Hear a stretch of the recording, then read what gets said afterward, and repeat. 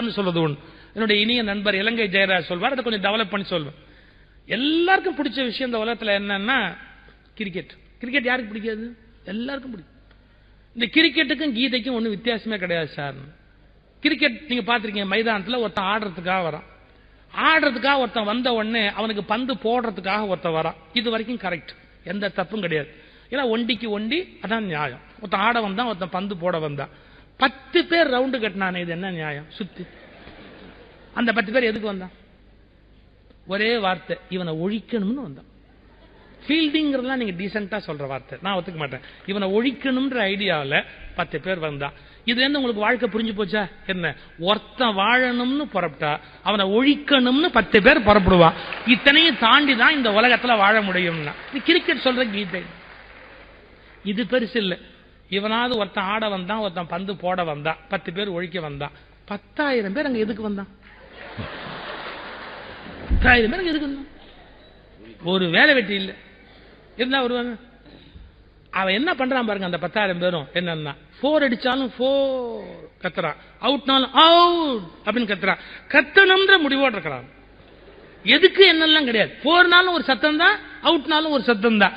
இந்த பழைய சினிமா பாட்டு ஒண்ணு இருக்கு, வாழ்ந்தாலும் பேசும் தாழ்ந்தாலும் ஏசும் வையகம் இதுதானடா. இதுக்கு ஒரு அருமையான எக்ஸாம்பிள் அது. என்ன, 4 அடிச்சாலும் கைதட்டி வாழ்த்துறான், அவுட்னாலும் கைதட்டி அவன் பாட்டு கத்திக்கிட்டே இருக்கிறான். இதுல நாம ஒண்ணு கத்துக்கணும். என்ன, நாம இந்த உலகத்துல வாழ்ந்தாலும் நம்மளை பத்தி 10 பேர் பேசுவான், தாழ்ந்தாலும் நம்மளை பத்தி 10 பேர் பேசுவான். ஏன்னா என்ன பேசினாலும் அதை பத்தி கவலையே படக்கூடாது. இது 2வது மெசேஜ். அதுல 3வது ஒரு மெசேஜ் இருக்கு. என்ன, சரி ஆட வந்தா, அவன் பந்து போட வந்தா, திடீர்னு இந்த 10,000 பிசாசு எந்திரிச்சு ஒரு கத்து கத்தம், அவுட் அவுட். அப்ப உண்மையிலேயே அவன் அவுட் இல்ல சார், இவன் அவுட்டே இல்ல. அப்போ அந்த சமயத்துல இந்த டிவி கேமராவை அந்த கிரிக்கெட் பிளேயர் மூஞ்சில வச்சீங்கன்னா 1.5 லிட்டர் விளக்கெண்ணையை பிடிக்கலாம். ஏன்னா அவன் அவுட் இல்லேன்னு அவனுக்கு தெரியும். ஒரு பையன் நம்ப மாட்டான். அவன் என்ன பண்ணுவான்? அந்த அம்பையர் கொடுக்கிற வரையில அவன் அப்படியே சோர்ந்து போய் நிற்பான். இந்த 10,000 பிசாசும் அவங்க சொத்தை கொள்ளையடிக்கிற மாதிரி அவுட் அவுட். கடைசியா அந்த அம்பையர் நாட் அவுட். அவன் ஒரே ஒரு ஆளு, நல்ல ஒருத்தர் இருப்பான் அம்பையர்ல, ஒரே ஒரு ஆளு. அவன் நாட் அவுட்னு கொடுத்த உடனே இந்த 10,000 பிசாசு அப்படியே புஷ். என்ன உண்மை விளங்குச்சுன்னா, வெரி சிம்பிள்.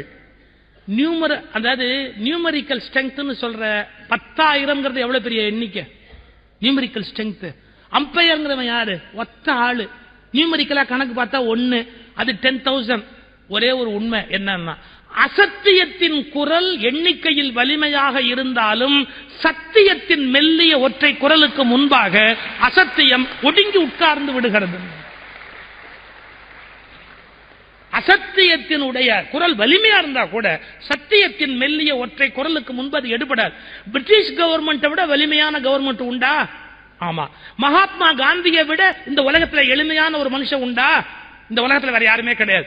ஆனா இவ்வளவு எளிமையான மனிதன் எப்படி அவ்வளவு பெரிய பிரிட்டிஷ் கவர்மெண்ட்டை சந்திக்க முடிஞ்சது, வீழ்த்த முடிஞ்சதுன்னா சத்தியத்தின் வலிமையினால் மட்டுமே அசத்தியத்தினுடைய ஆற்றலை அழித்து விட முடியும். இது எட்டர்னல் பிலாசபி. கடைசியா அவனு சொல்லி முடிச்சார். அதுக்குள்ளேயே நான் 3 சொன்ன 4வது ஒண்ணு இருக்கு. அதுல என்னன்னா, இவன் ஆட வந்தா, அவன் பந்து போட வந்தா, ஒழிக்கிறதுக்காக 10 பேர் வந்தான். 10 பேரும் அவசியமே கிடையாது. இவனை ஒழிக்கிறதுக்கு அந்த 10 பேர் அவசியம் கிடையாது. யார் தெரியுமா? இவன் கூட ஒருத்தனை கூட்டிட்டு வந்தான் பாத்தீங்களா, அவன் போதும். ஏன், ஓடப்படாத நேரத்துல ஓடி இவனை உள்ள இழுத்து விட்டு அப்புறம் அவன் சேஃபா மறுபடியும் அவன் நின்னுக்குவான். இவன் செத்தான். இப்ப உங்களுக்கு வாழ்க்கையில என்ன புரிஞ்சது? எப்போதும் எதிரிகள் தான் நம்மை வீழ்த்த வேண்டும் என்பதில்லை. பல சமயத்தில் நம்மவர்களே நம்மை வீழ்த்தி விடுவார்கள். அப்படிங்கிற மிகப்பெரிய வாழ்க்கை ரகசியத்தை கத்துக்கலாம். எல்லாத்த விட என்ன முக்கியம் தெரியுங்களா?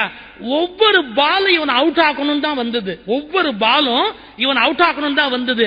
அதை ப்ராப்பரா யூஸ் பண்ணதால தான் இவன் செஞ்சுரியை அடிச்சான். உங்களை வீழ்த்துவதற்காக உலகம் ஒவ்வொரு பந்தை எறிகிற போதும் அதை உங்கள் செஞ்சுரிக்கான பந்து என்று நீங்கள் பயன்படுத்துகிற போது உங்களை இந்த உலகத்தில் வேறு யாராலும் வெல்ல முடியாது.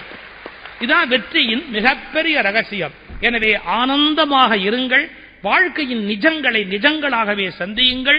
எதிர்த்தரப்பை பற்றி கவலைப்படாதீர்கள். நாம் நிம்மதியாகவும் நிறைவாகவும் இருப்பதுதான் பூரணமான ஒரு வாழ்க்கை என்பதை புரிந்து கொள்ளுங்கள். நம்முடைய விருப்பப்படி இன்னொருவர் இருக்க வேண்டும் என்று கட்டாயப்படுத்தாதீர்கள்.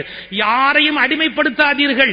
யாருக்கும் அடிமையாக இராதீர்கள். இதுதான் வாழ்க்கையின் மிக உன்னதமான வாழ்வியல் முறை என்பதை சொல்லி, இப்படி ஒரு சிறப்பை இத்தனை நல்ல ரசிகர்கள் முன்பு எனக்கு வழங்கியமைக்காக நகைச்சுவை மன்றத்துக்கு என் ஆத்மார்த்தமான நன்றியை தெரிவித்து,